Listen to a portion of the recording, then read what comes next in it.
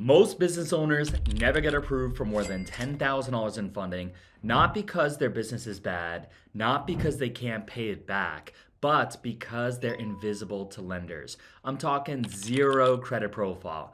And yet I've helped entrepreneurs go from nothing to over $100,000 in credit lines in under 30 days without touching their personal credit. In this video, I'm gonna give you the exact tactical playbook so you can do the same. Step-by-step process, and by the end, you're gonna know how to get 12 to 15 accounts reporting to your business credit bureaus, opening the floodgates to funding and protection of your personal assets. Now, most people think this process is complicated and expensive, but it's not. When you know how to do it yourself, you can be officially in business in under 5 minutes for free. If you're new to the channel, my name is Colin and I've personally used these exact lessons to help over 2,000 entrepreneurs secure more than $90 million in business credit and funding. And I've seen too many people screw up their credit and their funding opportunities trying to do it themselves or doing it the wrong way. I run an 8-figure credit repair and funding company, and the truth is I would rather teach you how to do it right the first time than have to fix your mess later. All right, let's dive in. So why should you build business credit? When you form an LLC or a corporation,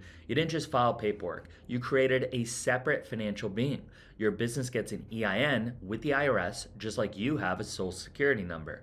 That EIN can be used to build an actual credit profile at Dun & Bradstreet, Experian Business, and Equifax Business. If your business has no credit file, lenders and suppliers will lean on you, your personal scores, your personal guarantee, and your personal assets. That's why you're seeing hard pulls, personal utilization spikes, lower limits, and higher interest rates. Business credit flips that script. You separate personal from business spending, you get net 30, 60, 90 terms to conserve cash, and you qualify for larger approvals than you'd ever see on the personal side.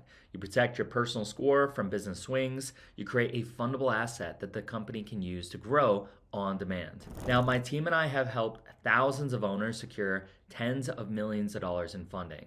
If you want my team to fix your credit or get you access to business credit, professional help from my team, the link for that is in the pinned comment in the description.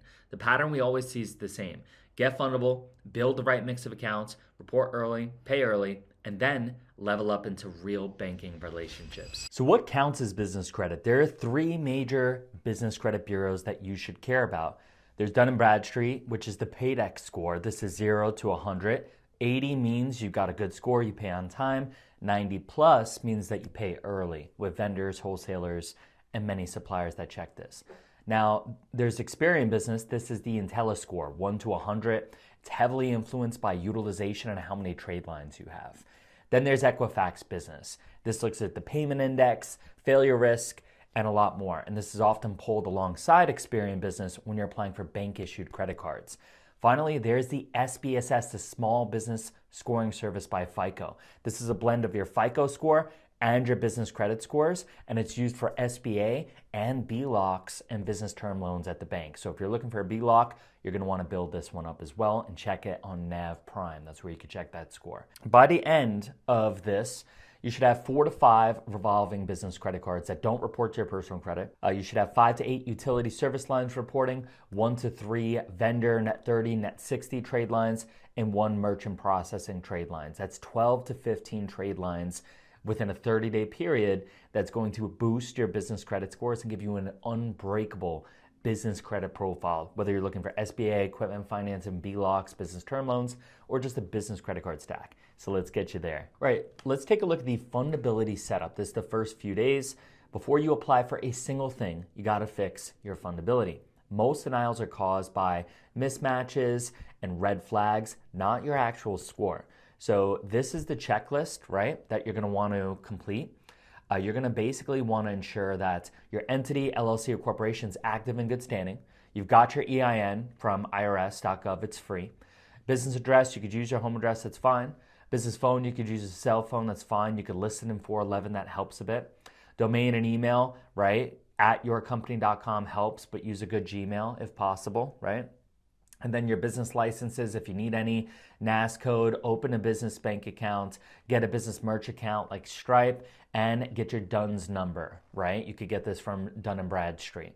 and you want to get some business credit monitoring, I highly recommend using NAV. Now here's a reality check. If you're going for revolving business credit cards that don't hit personal credit, you typically need a 680 plus credit score, low utilization, and clean history. If you fall below that bar, don't worry, you can still build business credit in 30 days.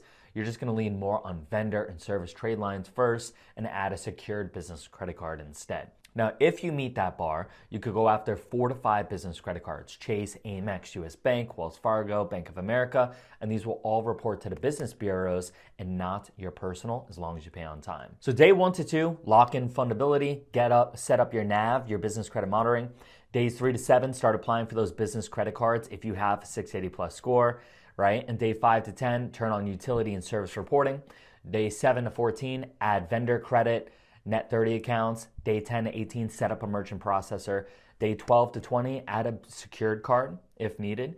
Day 15 to 25 is when you should be paying off these net 30s, right? And day 22 to 30 is when you verify that it reported to your business credit. Now, utility service trade lines. There's a website, Eat Credible. It's a $19 trade line that reports to your business credit, and it allows you to report any bills you already have: phone, internet, electric, anything that's not reporting, you can get it to manually report. That's super cool, guys. Your merchant processing trade line, the purpose of this is you should get automatic monthly reporting from all of your sales volume. Report that to your business credit. Secure business credit cards, Wells Fargo offers this. It's optional if your credit's not good, if you're still fixing it, right? Now set up auto pay on everything.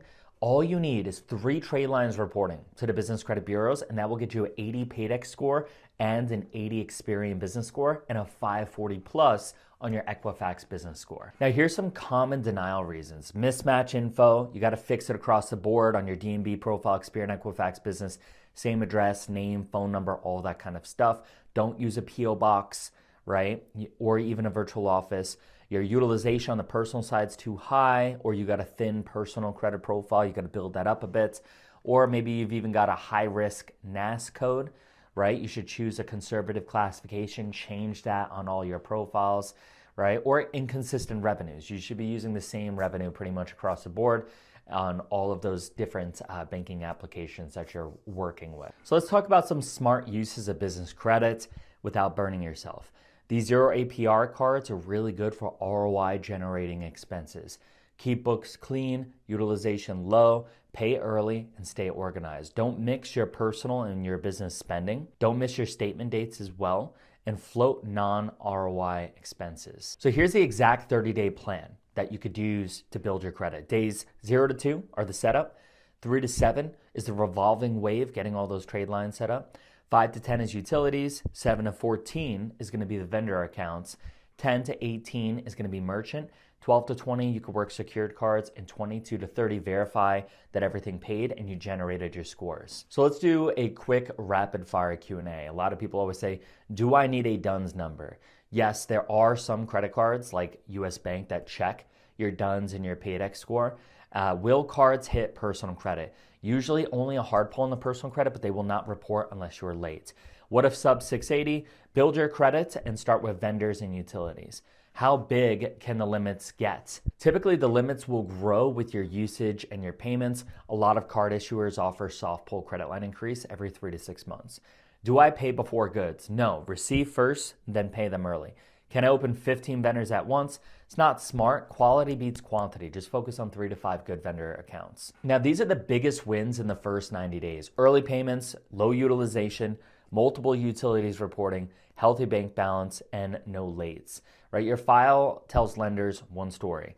This business pays early, uses credit responsibly, and handles multiple trade lines. So if you follow this playbook, in 30 days, you'll wake up with a real business credit profile, 12 to 15 trade lines, early payments, low utilization, and the kind of credibility that unlocks 6 figures funding in months 2 and 3.